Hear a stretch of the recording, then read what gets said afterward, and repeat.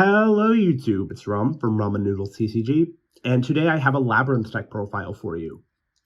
So I picked up this core a couple months ago to play Fiendsmith Lab, and I had a good time with it. I put the deck down for a while, but I started playing it again a few weeks ago, and I've been really having decent success with it at locals, and I've been enjoying myself a lot, so I wanted to share my build with everyone. So I'm playing pure Labrynth this time. I wanted to thank my friends Aiden and Jacob for teaching me a lot about the deck. I wouldn't be any good at Labrynth without the stuff I learned from them. I also wanted to shout out Kaihuang Zhang, who is an incredible duelist. He's been topping YCSs and stuff with Lab, and he's a big inspiration for everyone in the Labrynth community. So I salute you, good sir. I still can't fit my thumb in the camera. But yeah. Let's get into the list. So I'm playing 3 Ariana and 3 Arius for the maids. Ariana is the deck's only normal summon. She's a simple searcher. I'm not playing Ariane, who's the other normal summon. Ariane can send a set card from the field to the graveyard to summon a low-level fiend from deck. She's good in other builds of Labrynth, like Resonator Lab, and she's decent in Fiendsmith Lab as well. But I don't think she's all that good in Pure Lab because we already have a lot of discarding we need to do. So yeah, just the Ariana. Arius is an incredible card. Essentially, she turns your normal traps into hand traps. She sends herself from hand or field to graveyard during the main phase to set a normal trap that can be activated this turn from your hand, or summon a Labrynth monster from your hand. So Arius is what enables a lot of your quote-unquote turn 0 combos, where you can start making plays on your opponent's turn during their turn 1. So yeah, Arius is very good.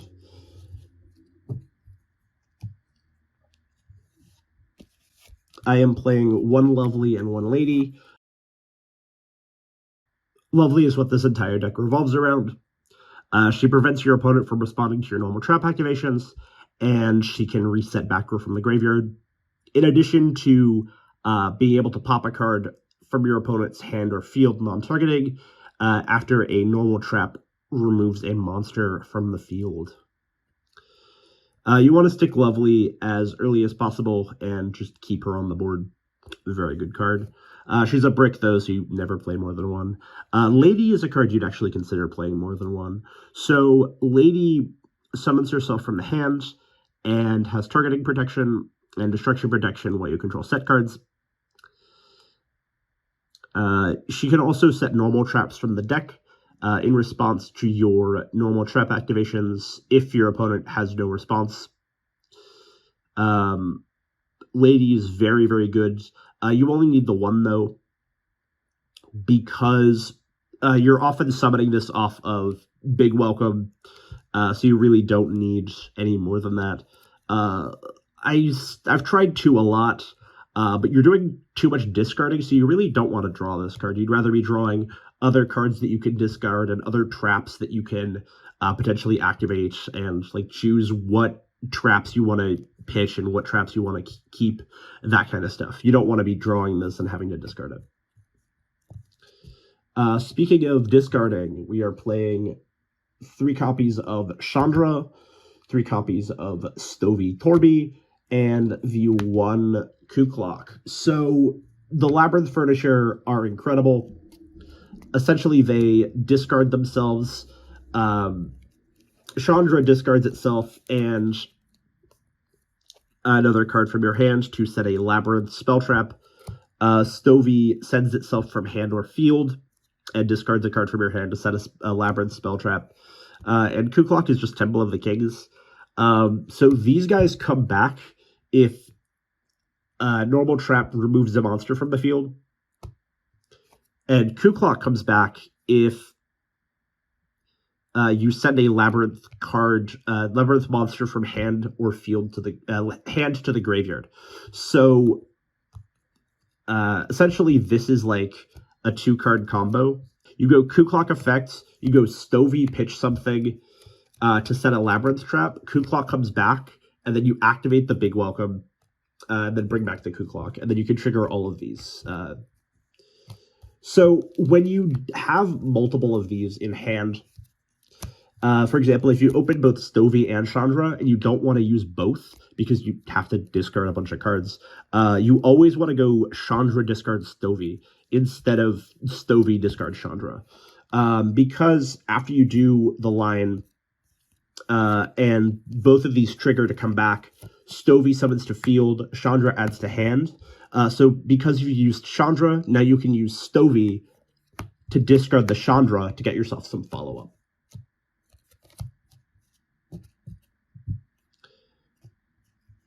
So what are we setting off of these, you may be asking? Well, we are playing 2 copies of Welcome Labyrinth, 3 copies of Big Welcome Labyrinth, and the 1 Labyrinth. So Welcome Labyrinth is the basic reinforced truth of the deck, if you will. Just summons from the deck. It also recycles itself when your normal trap removes a monster from the field. You can't activate it the turn it's sent from the field to the graveyard, though, so it's like on the next turn. Big Welcome is broken. It summons from hand, deck, or grave, and then bounces a monster. This can trigger your effects like Lovely and Chandra Stovey. That's really important. Also, it has a graveyard effect to return a fiend from your field to your hand. Or if you control one of the big women, a level 8 or higher fiend, rather, you can bounce one of your opponent's cards instead. So you can't use both in the same turn, but you do want to keep using these, use one of these every turn. So you can use this to dodge targeted interaction on stuff like your Oriana, your Lovely, by bouncing your own cards. And obviously bouncing your opponent's cards is good. So Labyrinth is important for the grind game. Not only does it provide you with extra interruption by turning your welcomes into pops, if you activate a non-Labyrinth normal trap, you get to revive a fiend from your graveyard or summon a fiend from your hand. So this can bring back your Lovely or Lady or Oriana from the graveyard, which is good for the grind game. So we talked about need to discard for the furnitures, and I'm playing 5 cards that are really nice to discard. So I'm playing 2 copies of Backjack, 2 Transaction Rollback, and the 1 copy of the Blackout Laughs. So Transaction Rollback is traditionally incredibly strong in this deck. You can banish it from the graveyard, pay half your life points, and then copy the effect of a normal trap in your graveyard. This gives you a second chance to use effects like Welcome and Big Welcome, and just be able to copy your generic traps is also very good. It helps you play through interruption. Backjack is very good for going second. Shout out to Chris Lynn. Backjack is the perfect discard for a furniture going second, because it just lets you check the top 3 cards of your deck for a trap, and then you can banish it from the graveyard to just like excavate the top card of your deck, which you just saw, and then activate that trap. It's very, very good. The reason we're not playing 3 of this is because it can kind of clog, and you always want to side this out going first, because it's not that great going first. It's just okay, because you have a lot of access to all your traps anyway, and like being able to just look at 3 is not amazing, but still a very strong card. The Blackout Laughs is a really, really nice piece of utility that I like having around. Not only is it good both on the field and in the graveyard, both effects are crazy. It's just like Prohibition in 2 different ways. It's not amazing in all matchups, but you'll find a decent use for it in basically every matchup. So that's why it's a solid 1 of, in my opinion. Moving on to our normal trap lineup. I am playing 3 copies of Dominus Impulse, 3 copies of Destructive Daruma Karma Cannon for the 3-ofs. So Karma Cannon is incredible, just like one of the best generic traps in the game. I've played this a lot in Altergeist, as you may have known, because of my Altergeist deck profiles, and this card is also incredible in Lab. This was actually my vote for QCR Stampede, and I pulled one. Yeah, this card looks really nice in QCR. I hope to get 2 more of these to complete my set. But yeah, this is not a removal trap, but it's really incredible.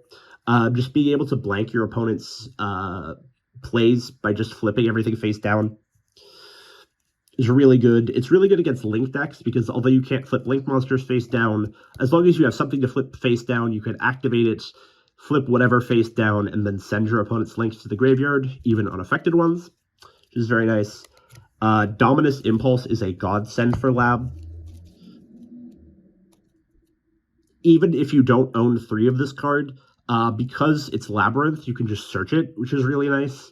I was playing 2 for a while because I didn't own a 3rd one, but then I finished my set. Impulse is not that great against Ryziel, but it's really good against basically everything else. The restrictions mostly don't matter because your whole deck is dark. And because you can activate it from the hand, it's something you can hold in hand, and then that's like immune to backer removal because it's in the hand. And it's you can trigger Lady off it as well. So yeah, and it's also like a relevant hand trap that is super impactful. Going second, we can't play hand traps in this deck because we have so much discarding we need to do that if we play hand traps, like you have to discard them, which sucks. Basically, Nibiru is like the only hand trap you'd really want to play in Lab, other than the Molcharmies, for draw power. So yeah, the only downside of Dominus Impulse is that it does conflict with Nibiru. I'm opting not to play Nib in this list, but it is still a good card to consider. Moving on to some 2-ofs, I am playing 2 copies of Dimensional Barrier, 2 copies of Ice Dragon's Prison, 2 copies of Dogmatic Punishment, and then the reason we're playing all these 2-ofs, 2-of Trap Trick. So, Dimensional Barrier is really good. It's important for Ryziel. That's why I'm still maining this. Ryziel's kind of scary because they just pop all your stuff. So I think we do need to main this. Punishment, I still like Punishment in this deck. I know this might be a controversial opinion, but Punishment is a very good card. You have a lot of decent targets you can send off of this and get various advantages. It's just really good removal, and it's super, it triggers your Labyrinth effect super cleanly, and I like it a lot. I don't want to cut it. It also provides you a way to recycle your banished Labyrinth monsters, which I'll talk about when I get to the extra deck. But yeah, I really don't want to cut this card. But a lot of people are cutting it, and that is valid. The 2 IDP, so this is, I think, is really important for this format. Ice Dragon's Prison is crazy against Blue Eyes and all of the Fiendspit decks, so I do think we need to play these. If you don't main them, you need to side them. Trap Trick is just more copies of your normal traps. It's really good to hit off of Backjack, which is why we're playing it. A lot of people play 3 Trap Trick, and that seems fine, and it is okay. But the one problem with 3 Trap Trick is that I find that, like, when going first, a lot of the Labyrinth hands that are just, like, set 5 pass, which does happen, if 2 of those 5 are Trap Trick, you kind of just lose the game.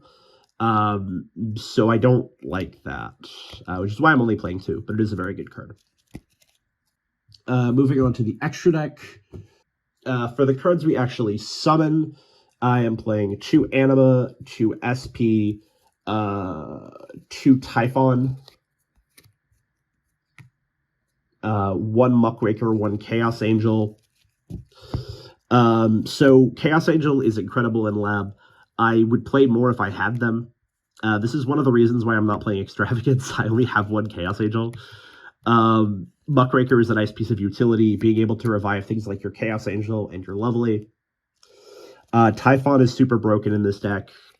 Just being able to normal summon a guy and start cracking a board is really nice. SP comes up sometimes. Anima is also solid. Just being able to make Kuklok into a guy. You could also play Almirage, maybe. But yeah, those are like the main guys I summon. For the punishment targets, we are playing Elder Entity Entis, Malong, Burfametch, and Bucephalus with the Garuru to go with it. So Bucephalus is the resident big guy. It's got 3,500 attack, and it sends a winged beast monster from the extra deck. So you dump Garuru for a draw, which is quite nice. Entis just being a pop is really good. Malong being a bounce is also good. And Burfamet is really important. So Burfamet is important for recycling because it can banish itself from the graveyard during your opponent's turn to summon back a fiend from banishment. So this is how you get your Lady and Lovely back if they get banished. And I'm really, really attached to that idea that we could just like recycle our guys if they get hit with Bystials, because Bystials are a very big problem for this deck. So I think this is important to have. Onto 2 flex spots. I'm playing Nightmare Phoenix and Cowboy. These could basically be anything, to be honest. Yeah. The real sauce here is in the side deck, which I will show right now. So for going first, I have Solemn Strike. Solemn Strike is really good in Labyrinth because you want your Welcome and Big Welcome to resolve. Hand traps like Ash and Bell are your enemy, and this is a pretty good way to hit him where it hurts. On to some hand traps. I am playing 3 copies of Artifact Lancia, Magnamut and Druid's Worm. These are for just Fiendsmith decks. Lancia is for Malice. First, going second, I am playing some Molcharmies. I'm playing 3 Fualos, 1 Meowls, and 1 Perulia. I only have space for 5 Molcharmies in this side deck, so I opted for 3 of the most generic one, and then 1 of both other ones. You could just play 2 Perulia. I actually only have 1 Perulia, but I'm playing the 1 Perulia, 1 Meowls, and these ratios have been pretty good for me so far. So for going second, you often side out 1 Ariana. You can also side out Labrynth, and whatever trap you don't need in that matchup. A lot of times it's punishment. It's also Ice Dragon's Prison a lot of the time. And yeah, those are like the main things I side out. You can side out, for going first, you can side out Backjack and 1 Trap Trick. I find those are pretty good side outs. And now for the sauciest card in the side deck, we're playing 2 copies of Typhoon. Now, I mentioned this card in my Altergeist deck profile. It's like a tech against Snake Eyes. And now I'm playing this for Blue Eyes. So Blue Eyes is probably the hardest matchup for this deck in this current metagame because of Drill Beam. Well, Primite Blue Eyes specifically. Like the Wombo combo builds are not that threatening. But Drill Beam is such an asshole. So we need to stop Blue Eyes in its tracks. So being able to Typhoon the True Light is really important. And I like this card a lot for that. Because your opponent's always going to have like multiple cards face up.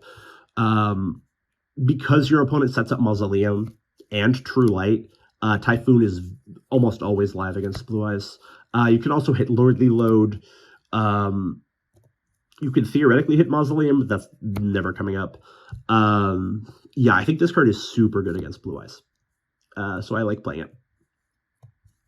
As for cards I'm not playing Anti-Spell or Rivalry or Skill Drain. Those cards are fine, but I don't think they're that good. Anti-Spell is like fine, but